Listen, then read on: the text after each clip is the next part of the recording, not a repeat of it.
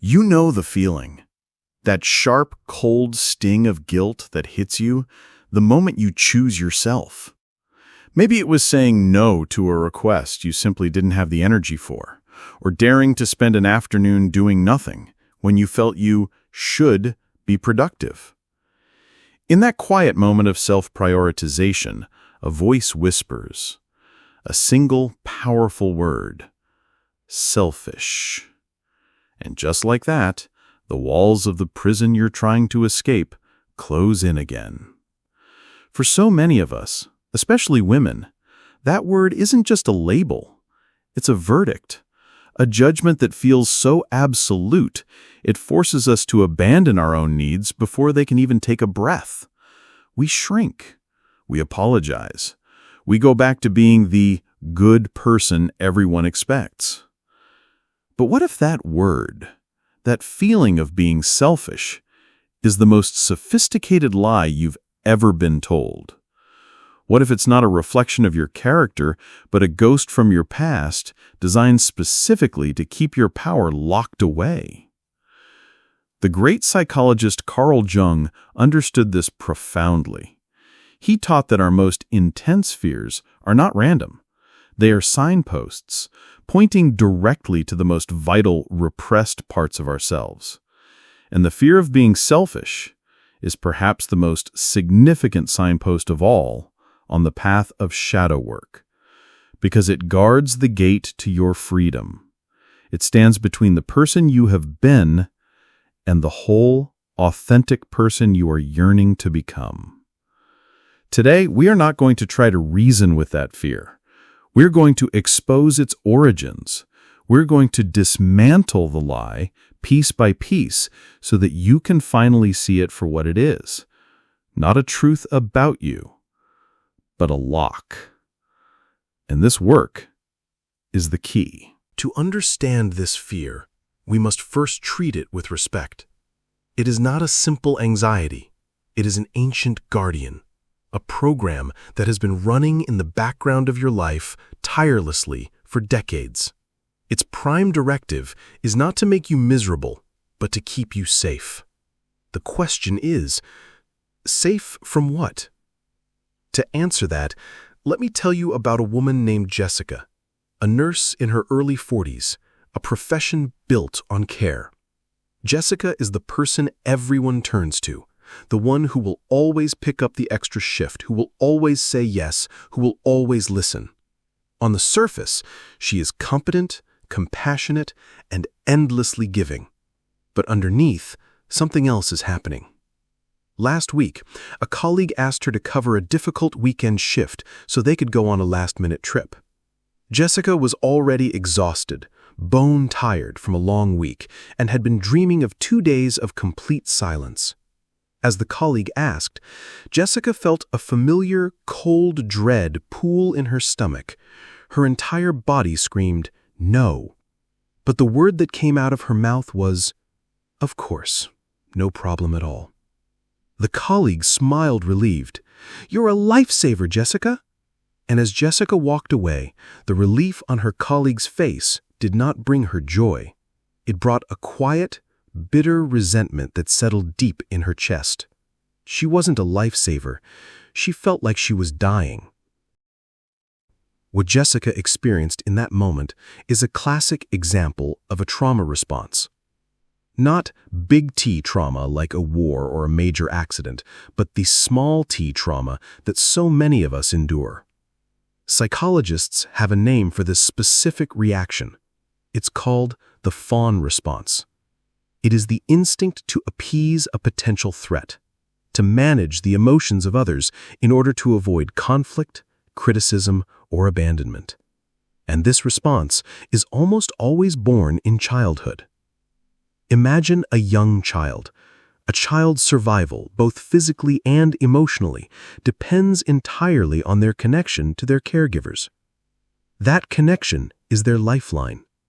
Now, imagine this child expresses a need. They cry because they are lonely. They say no to a food they don't like. They have a tantrum because their feelings are too big for their small body. If the caregiver is stressed, overwhelmed or narcissistic, they may react not with comfort but with anger, annoyance, or worse, with emotional withdrawal. The child's need is perceived as an inconvenience, a problem. The child learns on a primal nervous system level that their needs are dangerous. Their authentic self is a threat to the connection they so desperately need to survive. So, their intelligent young system creates a blueprint for survival, a powerful, unconscious equation. To be agreeable was to be safe. To be pleasing was to be loved. To have needs was to become a threat. This is not a conscious decision, it's a survival strategy embedded deep in the body. The child learns to become a hyper-vigilant manager of the emotional states of others. They learn to silence their own needs, their own voice, their own desires before they can even fully form. And where do all those silenced parts go? They don't just vanish. This is where the profound work of Carl Jung becomes our map. He taught us that everything we disown, everything we are taught to exile from our conscious personality, is cast into the great, dark repository of the psyche.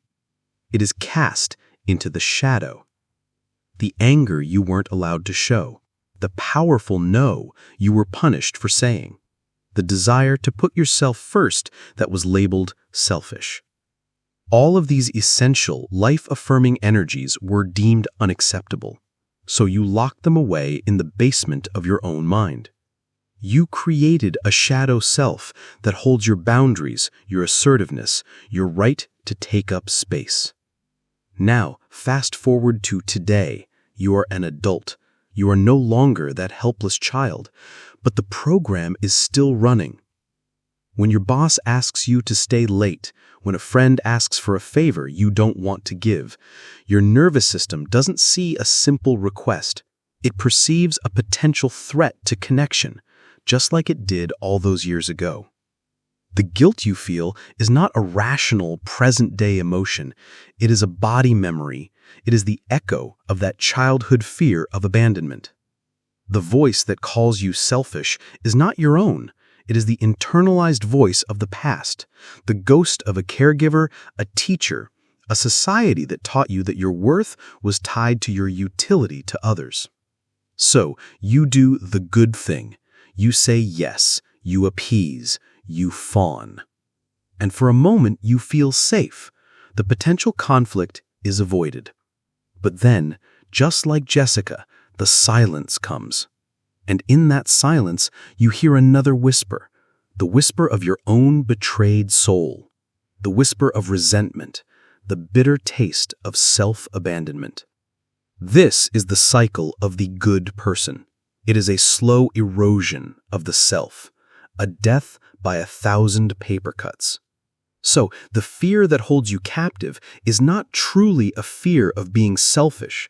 It is the deeply ingrained childhood terror of what might happen if you stop pleasing everyone else.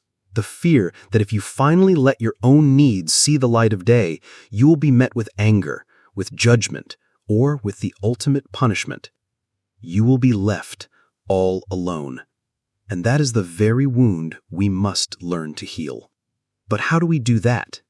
How do we begin to differentiate between the monster of selfishness we fear and the beautiful, necessary act of honoring ourselves? That distinction is the key to your freedom. That distinction. This is the sacred ground where healing begins, because the fear of being selfish has kept you trapped by blurring a vital line. It has convinced you that there are only two options: selfless martyrdom or monstrous selfishness. But this is a false dichotomy, a lie designed to keep you powerless. Carl Jung's work provides us with a compass to navigate this territory. He helps us draw a clear, liberating line in the sand, a line between actions that come from a wounded ego and actions that come from an integrated whole self. Let's start with the monster we all fear. Unhealthy, or what we might call ego-driven selfishness. This kind of selfishness is born from a place of lack, a deep inner emptiness. It is the ego, the conscious personality, frantically trying to fill a void. It is fundamentally extractive. It seeks to take from others their time, their energy, their validation, without regard for their reality or their needs. It is the person who constantly demands, who never gives back, who sees other people merely as resources for their own gratification. This behavior does not come from a place of strength or self-love. It comes from deep insecurity.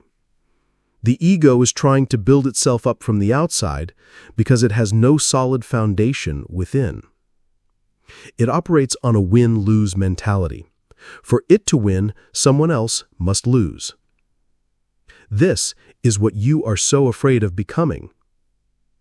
And your fear is valid, because you, the good person, have likely been on the receiving end of this kind of selfishness your entire life. You know how much it hurts. But now, let's turn to the other side. The side that has been demonized and misunderstood. The side that your shadow holds. Let's call it sacred self-honor. Sacred self-honor is not born from a place of lack. It is born from a place of fullness, a deep connection to your own intrinsic worth. It does not seek to take from others. It seeks to preserve and manage one's own life force so that what you do give is given freely and authentically, not from a place of obligation or fear. Sacred self-honor is the mother who tells her family, "I need 1 hour of quiet time for myself," not because she doesn't love them, but because she knows that without that hour, she will have nothing left to give them but resentment. It is the employee who says a calm, firm no to taking on another project, not because they are lazy, but because they know their best work comes from a place of focus, not burnout. It is the friend who declines an invitation, not because they don't care, but because they honor their need for rest and solitude. Do you see the difference? Ego-driven selfishness says, "My wants are more important than your needs." Sacred self-honor says, "My needs are just as important as your needs."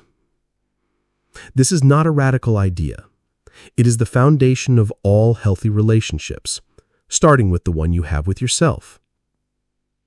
So, how do we cultivate this? How do we access this inner knowing? The path, as Carl Jung taught, is through the courageous work of shadow work. It is the process of consciously turning towards the parts of yourself you were taught to exile. When you begin to do shadow work, you're essentially sending a search party down into the basement of your psyche where all your unacceptable parts have been locked away. Your first encounter is often with your repressed anger. The good person is terrified of anger.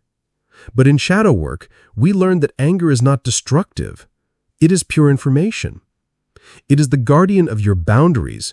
It is the part of you that rises up and says, "No, this is not okay." When you integrate your anger, you don't become an angry person. You become a person who can protect their own energy with clarity and calm. Then you might encounter your repressed desires. The desire for rest, for play, for creative expression. These were likely labeled as frivolous or unproductive. When you bring these desires out of the shadow, you are not becoming irresponsible. You are replenishing your own well. You are bringing joy and vitality back into your life, which in turn makes you a more vibrant, present person for others.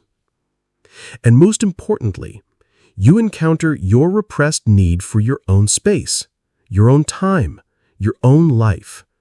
This is the part that was most harshly labeled selfish. When you honor this need, you are not pushing others away. You are simply defining where you end and where they begin. You're creating a container for your own being. This is the greatest act of self-respect. The lie you were told is that if you started honoring yourself, you would become the monster.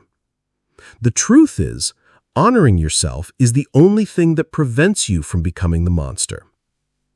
Because what is the most common trait of the nice person, the people pleaser? It is passive aggression. It is resentment that leaks out sideways. It is the bitter energy of the unlived life which poisons our interactions. A person who honors their own needs, who can set a boundary with love, who can say no with grace, that person has no need for resentment. They operate from a place of wholeness. They are safer, more trustworthy, and more loving than the person who is always smiling on the outside while seething on the inside.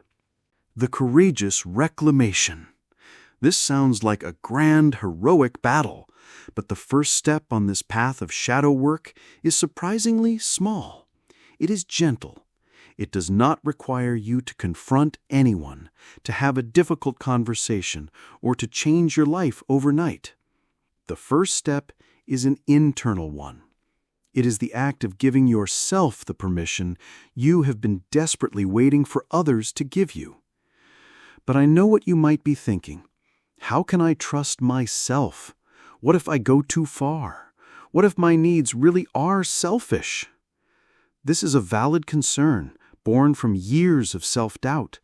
So let's talk about your greatest teachers on this journey, the people who will help you calibrate your new inner compass. Ironically, your greatest teachers are the very people who trigger you the most. Carl Jung taught a concept called projection. In simple terms, we project onto others the parts of ourselves we have not owned. For the good person, this often means we project our own repressed shadow onto those who seem selfish. Think about that one person in your life, the one who has no problem asking for what they want, the one who can say no without a second thought, the one who puts their own needs first, seemingly without guilt. How do they make you feel? Annoyed? Judgmental? Maybe even a little disgusted? That feeling of intense irritation is a flashing neon sign from your psyche. It is pointing to your own golden shadow. It is pointing to a quality within you that has been repressed, a power that you secretly admire and yearn for. Your annoyance is a form of psychic envy. You are not truly disgusted by their freedom. You are starving for your own. These people are your mirrors. They are showing you the parts of yourself that are begging to be integrated. They are not asking you to become them. They are simply reflecting back the energy that is already inside you, waiting to be claimed. So instead of judging them, try a new practice. Get curious. When they trigger you, pause. Ask yourself, what quality do they possess that I have denied in myself? What would my life look like if I allowed myself just 5% of that same freedom? This shift from judgment to curiosity is a powerful form of shadow work. It diffuses the trigger and turns an external conflict into an internal insight. Now let's bring this home. Let's talk about the first concrete step you can take today to begin reclaiming your own life force. It starts with identifying just one small, low-stakes need that you have been ignoring. It doesn't have to be a big, life-altering need. In fact, it's better if it isn't. We are building a new muscle, and we start with light weights. Maybe the need is to take a 20-minute walk alone after dinner instead of immediately washing the dishes. Maybe it's the need to turn off your phone for 1 hour without explaining why to anyone. Maybe it's the need to buy that one book you've been wanting instead of telling yourself it's a frivolous expense. Choose one, something so small it feels almost silly. Now here is the practice. This is your permission slip. Find a quiet space where you won't be interrupted. Close your eyes. Take a deep breath. Bring to mind that one small need. And now, I want you to say this sentence out loud to the empty room. Say it with as much conviction as you can muster. My need for, insert your small need here, e.g., 20 minutes of silence, is not selfish.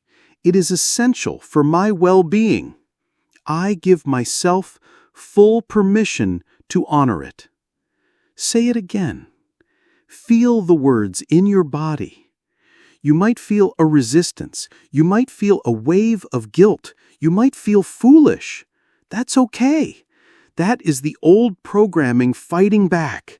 Just notice it, breathe through it, and say the sentence one more time. This simple act is more powerful than you can imagine.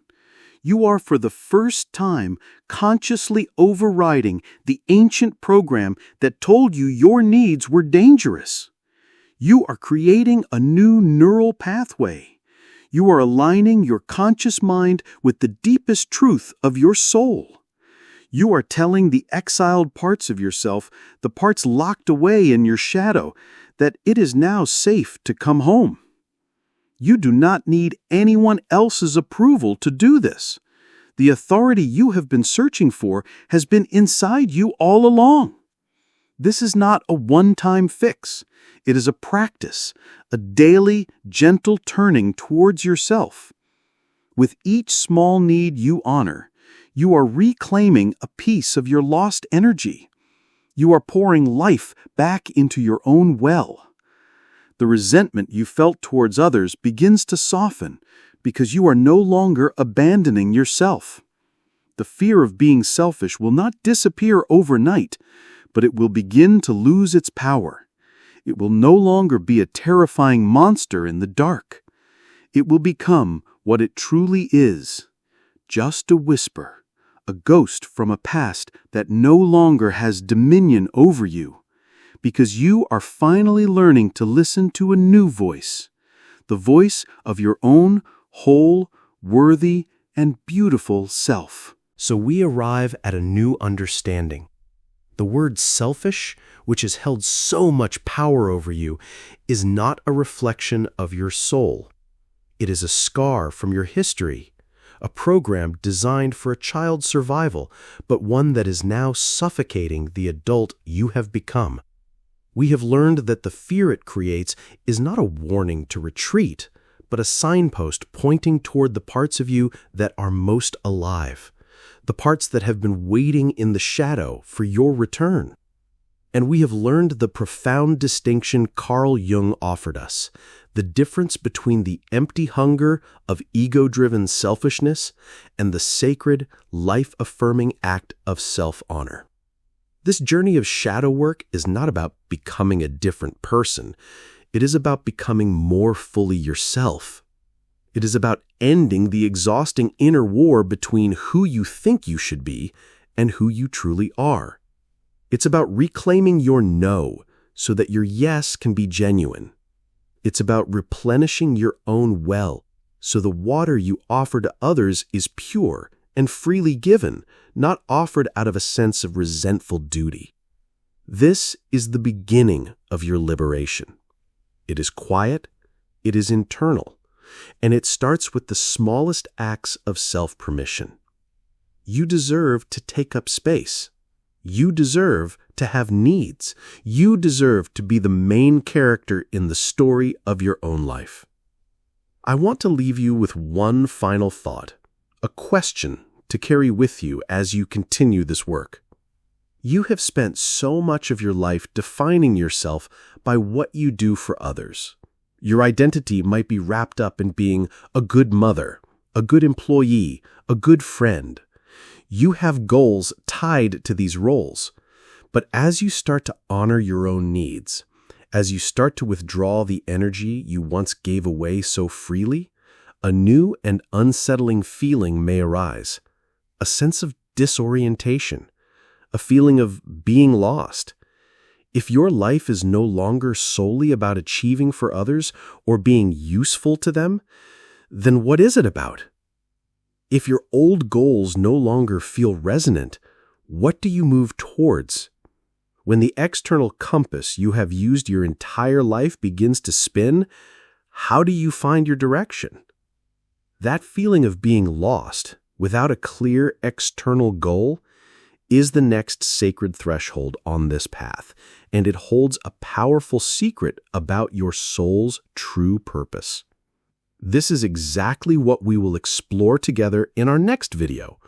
We will delve into why this feeling of aimlessness is not a sign of failure, but a profound invitation from your inner self. So I invite you to subscribe and join us for that next step. This journey is deep, and it is a privilege to walk it alongside you. For now, I encourage you to continue the practice we discussed.